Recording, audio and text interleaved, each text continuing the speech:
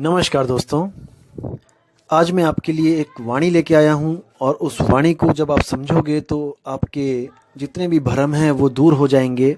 संतों की दया आप पर पूरी पूरी बरसेगी। आपने बस विवेक लगा के इस वाणी को समझना है कि संत आखिर कहना क्या चाहते हैं। जैसे कि आप लोग जानते हो कि आजकल आप लोगों को भ्रमित किया जा रहा है कई स्वयंभू आत्मज्ञानियों के द्वारा कि संतों को आत्मज्ञान हुआ ही नहीं। जैसे कबीर साहब, नानक साहब या और रविदास जी और मीराबाई, ये सब संत आत्मज्ञान को प्राप्त ही नहीं कर पाए, ऐसा आप लोग को आजकल बताया जा रहा है यूट्यूब चैनलों के द्वारा। लेकिन आप बिल्कुल विश्वास ना करें दोस्तों, संत ही सब कुछ है। अगर परमात्मा का दूसरा कोई रूप है तो वो संत रूप है, नहीं तो इस दुनिया में परमात्मा का नामो निशान नहीं है। क्यों? क्योंकि केवल संत ही हैं जो हमें उस परमात्मा के बारे में बताते हैं, नहीं तो आपको परमात्मा के बारे में कोई बताने वाला मिलेगा ही नहीं। इसलिए संत हमारी आत्मा, हम संतन के जीव, और संत ही हम में रम रहे ज्यों माखन में घी। अगर संत नहीं तो कुछ नहीं। तो इसलिए हर संत हमारे लिए परम परम परम पूजनीय है। हमने संतों के बारे में कभी भी कोई गलत सोच नहीं रखनी है। संतों का आशीर्वाद लेना है, लेकिन वो संत पूर्ण होना चाहिए। आजकल के जो पाखंडी बाबा हैं, इन बाबाओं की बात नहीं कर रहा हूं मैं। हर संत को हमने परखना है। परखने के लिए सबसे अच्छी चीज है दोस्तों, आप सीधे जहां भी नाम लेने जाते हो, आप सीधे डायरेक्ट नामदान लेते वक्त गुरु से ये पूछो, अगर गुरु नाम दे रहा है, कि गुरुजी आप काम धंधा क्या करते हो, आप अपने जीवन यापन के लिए क्या काम करते हो। अगर वो गुरु के पास कोई जवाब ना हो तो उस गुरु को तत्काल त्याग देना चाहिए, क्योंकि वो गुरु चेलों की कमाई से जिंदगी बिता रहा है। समझ रहे हो दोस्तों क्या बोल रहा हूं मैं? सीधे गुरु से पूछो कि गुरुजी आप अपनी मेहनत की कमाई खाते हो या आप चेलों का दान खाते हो। जो गुरु कहे कि भाई मैं तो चेलों का जो दान आता है उससे मेरा गुजारा चल रहा है, तो उस गुरु को तत्काल ही त्याग देना चाहिए। असली संत वो होता है जो खुद भी कार्य करता है, खुद भी कर्म करता है और लोगों को भी खिलाता है। कबीर साहब कहते हैं, कहें कबीर कुछ उद्यम कीजिए। उद्यम यानी कोई काम धंधा करो और आप खाओ दूजों को दीजिए। यानी कि असली संत कभी भी किसी से मांग के नहीं खाता, अपने हाथों की कमाई खाता है, अपने हाथों से कमा के खाता है, और ज्यादा कमा लेता है तो वो भंडारे भी करता है। तो इसलिए दोस्तों विचार करना है, विवेक करना है, और विवेक ही एक ऐसी तलवार है जो आपको हमेशा बचा के रखती है दोस्तों। चाहे वो कोई भी कार्य हो, दुनियावी कार्य हो, चाहे वो कोई आत्मिक आध्यात्मिक कार्य हो। तो दोस्तों वाणी पे प्रकाश डालेंगे कि वाणी क्या कह रही है। आइए देखिए। तो आप गुरु ग्रंथ साहब में जो पेज नंबर 87 में 87 पे देखिए, उसमें साफ साफ लिखा हुआ है गुरु की महिमा कैसे गा रहे हैं संत। देखिए, आत्मा देव पूजिए गुरु के सहज सुपाई। क्या कह रहे हैं गुरु जी? कि आत्म देव पूजिए, यानी पूजने के लिए अगर कोई चीज है इस दुनिया में तो वो केवल और केवल आत्मदेव ही है। आत्मदेव पूजिए गुरु के सहज सुपाई, यानी कि वो आत्मदेव कैसे पूज सकते हैं हम? जब हम गुरु के सहज योग द्वारा जुड़ जाते हैं। और सुपाई यानी कि जो भा जाता है। सु कहाँ लगाते हैं दोस्तों? जैसे सुस्वागतम, सुविचार, जहां पे कोई महान चीज हो रही हो या बहुत ज्यादा अच्छी चीज हो रही हो, वहां पे हम सु लगा देते हैं। तो यहाँ पे सुपाई यानी कि मुझे जो बहुत ज्यादा भा गई है। सुभाई, ये पंजाबी लैंग्वेज है, इसलिए लिखा है सुभाई, यानी कि गुरु का जो सहज साधन था, सहज योग था, मेरा इतना मुझे भा गया है वो, कि उसके द्वारा मैं आत्मदेव की पूजा कर सकता हूं। आगे कहते हैं, आत्मे नो आत्मे दी प्रतीत होई ता घर ही परचा पाई। यानी कि आत्मा को आत्मा की प्रतीत। बहुत ही गहरे विचार हैं दोस्तों, इसमें समझना है आपने कि कहना क्या चाह रही है वाणी। कहने का मतलब है कि आत्मे नो आत्मे दी प्रतीत, यानी कि हम एक आत्मा ही हैं। हम ना तो मन हैं ना ही हम तन हैं। जैसे मैंने पहले बताया था कि मन और तन दोनों ही आत्मा के द्वारा संचालित हैं। हमारा जो स्वरूप है वो आत्मा ही है। आत्मेनो आत्मेदि प्रतीत, प्रतीत होता है विश्वास होना। जैसे मैंने बताया था कि हम सब आत्माओं को समझाने के लिए परम आत्मा, वो भी एक आत्मा ही है, आत्मेनु आत्मादि प्रतीत, यानी उस आत्मा पर हम विश्वास करके उसकी बातों को सुनकर जब हम सहज योग को अपना लेते हैं तो उस पे प्रतीत करके तो घर ही परचा पाई, तो हमें घर बैठे ही वो आत्मज्ञान प्राप्त हो जाता है। ऐसा नहीं है कि आप सतलोक पहुंचोगे, कोई अलख लोक पहुंचोगे, अगम लोक पहुंचोगे तब आपको वहां आत्मा का ज्ञान होगा। नहीं, आपको यहाँ बैठे बैठे घर में आत्म ज्ञान हो जाएगा अगर आपको सहज योग द्वारा गुरु वो सैन दे दे, वो भेद बता दे आपको कि वो कैसे प्राप्त होगा। आगे कहते हैं आत्मा अडोल न डोलई गुर के पाई सुबाई, यानी वो आत्मा अडोल है, स्थिर है, एक जगह पे टिकी हुई है, वो आती जाती नहीं है। इसीलिए जो सुरती है वो भटक रही है। भटकाने वाला कौन है? मन। और मन के द्वारा जब सुरती भटकाई जाती है तो वो इसी तीन लोक में अपना घर समझ के बैठ जाती है। तो जब सतगुरु मिलता है तो उसी सुरती को वो कहाँ पे लगाता है? उस अडोल शब्द में लगा देता है, आत्म ज्ञान में लगा देता है। तो सुरती को दोबारा से ही अपना असली घर मिल जाता है जो कभी भी डोलता नहीं है, स्थिर हो जाता है। वहां पर ही उसको मुक्ति का एहसास होता है और वो हमेशा के लिए जन्म मरण को तोड़कर मुक्त हो जाती है। आगे कहते हैं गुरु विण सहज न आवई, लोभ मैल न विचहु जाई।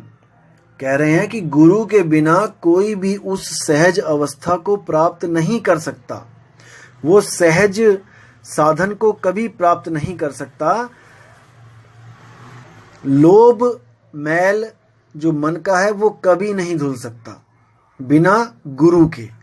और कोई कहे कि मुझे अपने आप आत्मज्ञान हो गया या लोगों को खुद ही आत्मज्ञान हो जाता है आत्मा की कृपा से, तो दोस्तों ये सरासर झूठ है। ऐसा कभी किसी के साथ नहीं हुआ कि बिना गुरु के किसी को आत्मज्ञान हुआ हो। आप पूरी हिस्ट्री उठा के देख लो, एक भी आदमी बता दो, किसी का नाम तक बता दो मुझे जिसको बिना गुरु के परम ज्ञान हो गया हो। नहीं हो सकता। अब आगे कहते हैं कि खिन पल हर नाम मन वसै, सब 68 तीर्थ नाई। कि अगर एक पल के लिए भी अगर हमारी सुरती वो नाम में लग गई, नाम यानी कि सहज नाम, अकह नाम, अखंड नाम, अगर उस नाम में, उस आत्म स्वरूप में एक पल के लिए भी लग गई तो समझ जाना कि आपने 68 तीर्थ नहा लिए। सबसे ज्यादा जो वैल्यू है 68 तीर्थ की है यहाँ पे, कि इसके बिना आपको मुक्त नहीं हो सकता कोई भी। भ्रम फैलाया गया वैसे तो, लेकिन समझ लेना कि आपने 68 तीर्थ नहा लिए अगर आप एक पल भी उस आत्म ज्ञान में आ गए तो। अब आगे कह रहे हैं कि सच्चे मैल न लगई, मल लागे दूजे भाई। कि जो लोग सच्चे होते हैं, जो कपटी नहीं होते हैं, उनको मैल कभी नहीं लग सकती। जैसे मैंने पहले बताया था दोस्तों कि कुछ लोग होते हैं जो सच में परमात्मा को पाने के लिए तरसे हुए होते हैं। वो ढूंढ रहे होते हैं कि कोई ऐसा जरिया मिल जाए कि भाई हमें भी सतगुरु मिले और हमें भी वो नामदान की बख्शिश हो और हमारी भी मुक्ति हो। लेकिन दोस्तों सब ऐसे नहीं होते हैं। कुछ ऐसे भी कपटी होते हैं जो केवल ये देखने जाते हैं कि वहां पर क्या क्या दिया जाता है। ऐसे ऐसे कपटी बैठे हैं इस दुनिया में। तो उनके लिए बोला जा रहा है कि सच्चे मैल ना लगई, मल लागे दूजे भाई। यानी कि जो सच्चे हैं, जो बाहर से और अंदर से समान हैं, एक से हैं, उनको मैल कभी नहीं लग सकती। और जो झूठे हैं, कपटी हैं, उनके लिए बोला है कि मल लागे दूजे भाई। मल होता है लैट्रिन, उनके मल लगेगा। यानी कि वो ऐसी ऐसी गंदी गंदी नालियों में पैदा होंगे कि वो मल में ही रहेंगे, गड्ढों में रहेंगे, गटर में रहेंगे। जो कपटी होते हैं उनके लिए बोला गया है। आगे क्या कहते हैं? धोती मूल न उतरे जे 68 तीर्थ नाई, यानी कि जो मल लग जाएगा उनके, वो 68 तीर्थ नहाने के बाद भी साफ नहीं होगा। कितनी बड़ी बात कर दी है। आगे क्या कहते हैं, मनमुख कर्म करे अहंकारी, सब दुखो दुख कमाई। यानी कि जो अहंकारी हैं, जो हमेशा यही सोचते हैं कि मुझसे अच्छा कोई है ही नहीं, मुझसे बड़ा तो कोई है ही नहीं, वो क्या कहते हैं कि वो मनमुख कर्म कर करके और दुख की कमाई करता है सारी उम्र, उसको कभी भी सपने में भी सुख प्राप्त नहीं हो सकता। नानक मैला उजलता थिए, जा सतगुरु माही समाई।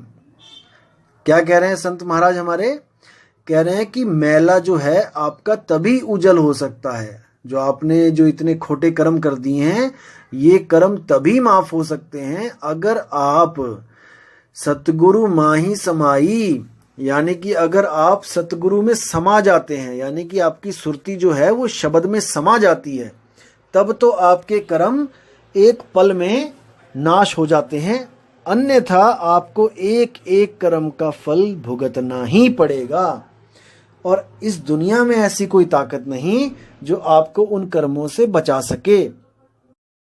जैसे दोस्तों एक बार की कहानी है कि नारद जी को एक स्त्री से, एक कन्या से प्रेम हो गया और उस कन्या का स्वयंवर था। तो नारद जी ने विष्णु जी के पास जाकर ये विनती करी थी कि महाराज मुझे बहुत सुंदर चेहरा दो अपना। तो विष्णु जी ने क्या किया था, नारद जी को बंदर का चेहरा दे दिया और नारद जी बंदर का चेहरा लेके स्वयंवर में पहुंच गए। तो वहाँ पर वो जब लड़की आई, वो राजकुमारी आई, तो उनको क्रॉस कर गई, नहीं डाला गले में हार। तो वो उन्होंने देखा कि ऐसा कैसे हो सकता है कि विष्णु जी का इतना प्यारा चेहरा मैं लेके आया हूँ, विष्णु जी से मांग के लाया हूँ, और ये मेरे गले में हार ना डाले, तो शायद लगता है मुझे देखा नहीं। तो वहाँ से उठ के सिंहासन से उनके आगे दोबारा आ जाते हैं, आगे खड़े हो जाते हैं। वहाँ पर भी नहीं डालती तो वो फिर उठ के और आगे आ जाते हैं, मतलब कि जैसे उसके रास्ते में बार बार आते हैं। तो वो हंसने लग जाती है सारी और कहती हैं, हट बंदर, तू राजाओं के बीच में कहाँ बैठ गया आके। तो इतनी बात सुन के जब वो हैरान परेशान हो जाता है कि ये मुझे बंदर कैसे बोल दिया इसने, तो जब वहाँ जाके नदी पर गंगा के पास जाके जब देखता है अपना चेहरा, तो वहाँ क्या देखता है कि ये तो सच में मैं बंदर बना हुआ हूँ। तो वहाँ पे चुल्लू में अपने गंगा जल लेके वहाँ श्राप दे देते हैं विष्णु जी को कि हे विष्णु, जैसे तुमने मुझे स्त्री के लिए तड़पाया है, वैसे ही आप भी स्त्री के लिए तड़पोगे। तो जब विष्णु जी ने हल्का सा मजाक किया, छोटा सा मजाक किया और उन्होंने श्राप दे दिया, तो देखो उनके कर्म भी कैसे बने कि उनको राम बन के आना पड़ा और सीता के वियोग में तड़पना पड़ा 14 साल। तो दोस्तों कर्मों की मार है। यहाँ पर जो भगवान बन के आए हैं उनको भी कर्म झेलने पड़े हैं। हमारी और आपकी तो क्या बिसात है, हम लोग तो कहाँ बच पाएंगे इन कर्मों से। लेकिन फिर भी नानक साहब कह रहे हैं कि जो सतगुरु के चरणों में समा गया, जो सतगुरु ने को जिसने प्राप्त कर लिया, शब्द की बात हो रही है यहाँ पे, किसी देह गुरु की बात नहीं हो रही है कि किसी गुरु के जाके आप घुटने दबाने लग जाओ। देखो गुरु की सेवा अपनी अलग जगह है, तन की सेवा अलग है, मन की सेवा अलग है, ठीक है। तो सतगुरु की सेवा वो होती है जब आप सिमरण करते हो सतगुरु का, क्योंकि सच्चा सतगुरु तो शब्द है। शब्द ही गुरु सुरत धुन चेला, सुरत ही उस धुन को जब सुनेगी तब समझ लो कि उसने सतगुरु को पा लिया। तो दोस्तों बात यहां भी खत्म नहीं हुई। जब राम जन्म में वो आए और उन्होंने जब छुप के बाली को तीर मारा, तब बाली ने मरते मरते श्राप दिया कि अगर आप इतने बड़े धनुर्धारी, इतने बड़े क्षत्रिय थे, तो क्षत्रिय धर्म का क्या कहता है, क्षत्रिय धर्म की कभी भी किसी को छुप के नहीं मारना चाहिए और किसी निहत्थे पे हथियार नहीं चलाना चाहिए। जब मैं अपने भाई के साथ निहत्थे द्वंद्व युद्ध कर रहा हूं तो आपने अपना धर्म नहीं निभाया, आपने मुझे मारा तीर, ये आपका धर्म नहीं निभा। मैं आपको श्राप देता हूं कि आपको अगले जन्म में मैं भी इसी तरह मारूंगा। तो वही जब राम जी कृष्ण जी बन के आए तो वही बाली बहेलिया बन के आया और उसने कृष्ण के पैर में तीर मारा, जिससे कृष्ण जी की मृत्यु हो गई। तो दोस्तों कर्मों का फेर बहुत बहुत बहुत ज्यादा खतरनाक है। बड़े बड़े भगवान जो यहाँ पे कहलाए वो नहीं बच पाए कर्मों के चक्कर से, तो दोस्तों हम लोग कहाँ बचेंगे। इसलिए जितना हो सके उतना विवेक लगाओ, अपने दिमाग के घोड़े दौड़ाओ और परख करो कि कहां पर जाके हमें सही गुरु मिलेगा।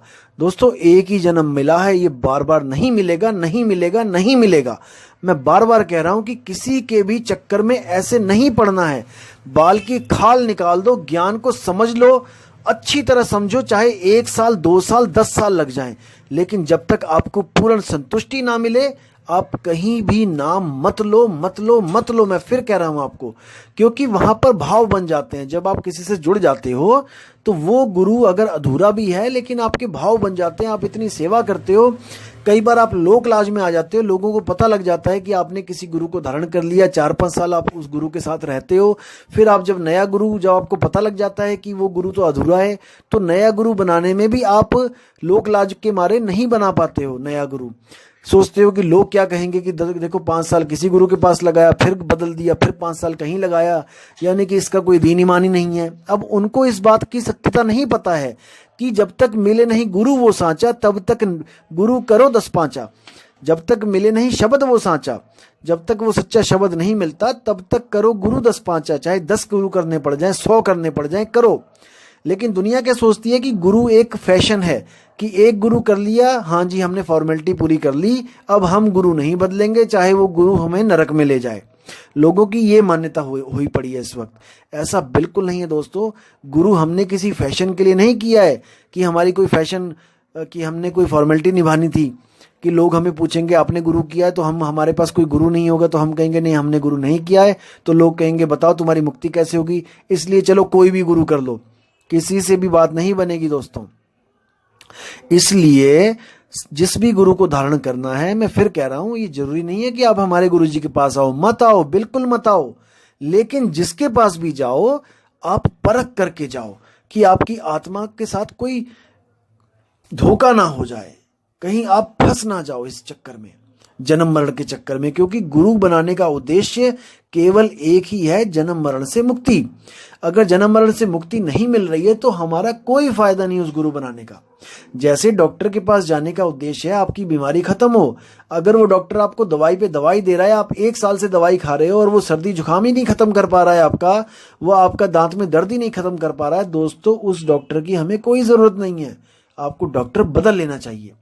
लेकिन मैं फिर कह रहा हूं, ऐसे ही नहीं बदलो, आप पूरी जांच करो, पड़ताल करो, परख करो। परख के बिना हर जगह धोखा ही मिलेगा दोस्तों। तो इसी के साथ मैं दोस्तों आज का सत्संग मैं खत्म करता हूं और उम्मीद करता हूं कि आपको ज्ञान बहुत अच्छी तरह समझ में आ रहा होगा। विवेक की तलवारें दोस्तों निकाल के रखें, धार लगा के रखें, बुद्धि के घोड़े दौड़ा के रखें, क्योंकि यही एक आपका साथी है, अन्यथा कोई नहीं। सब फंसाने वाले मिलेंगे, केवल आपकी जो आत्मा की आवाज है वही आपको बचाएगी, क्योंकि वो खुद अंदर से आवाज देगी कि हाँ ये बंदा सच बोल रहा है। मैं अपनी बात नहीं कर रहा हूं, मैं सच्चाई की बात कर रहा हूं। जहां पर भी आपको सच्चाई लगेगी, आपको स्वयं अपनी आत्मा से ही एक आवाज आएगी कि यही बंदा सच बोल रहा है, अब देर मत कर, अब जुड़ जा। मैं फिर कह रहा हूं, मैं अपनी बात नहीं कर रहा हूं। शायद मैं भी झूठा हूं, मैं, हो सकता है मैं भी झूठा हूं, हमारा पंथ भी गलत हो, लेकिन दोस्तों आपका विवेक कभी कम नहीं होना चाहिए। विवेक को हमेशा काम पे लगाए रखो।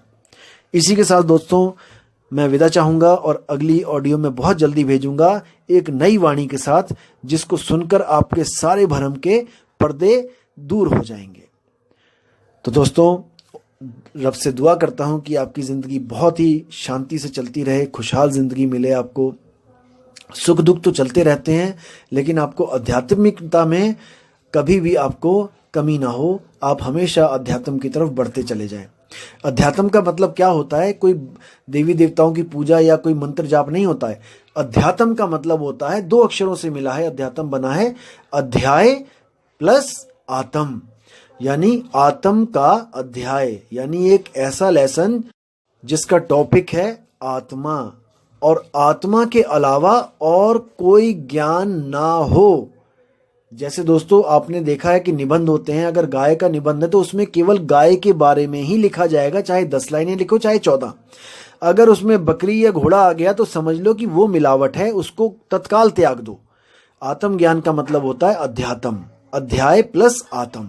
अगर गुरु आत्मा के अलावा आपको कुछ और बता रहा है, अगर कुछ और बताने की कोशिश कर रहा है, कुछ जपवाने की कोशिश कर रहा है, कुछ भी कर रहा है, तो आप उसको तत्काल त्याग दो। तो दोस्तों, उम्मीद करता हूं आपको ये ऑडियो अच्छी लगी होगी और आप इसी तरह ऑडियो सुनते रहेंगे और अपने विवेक को जगाते रहेंगे।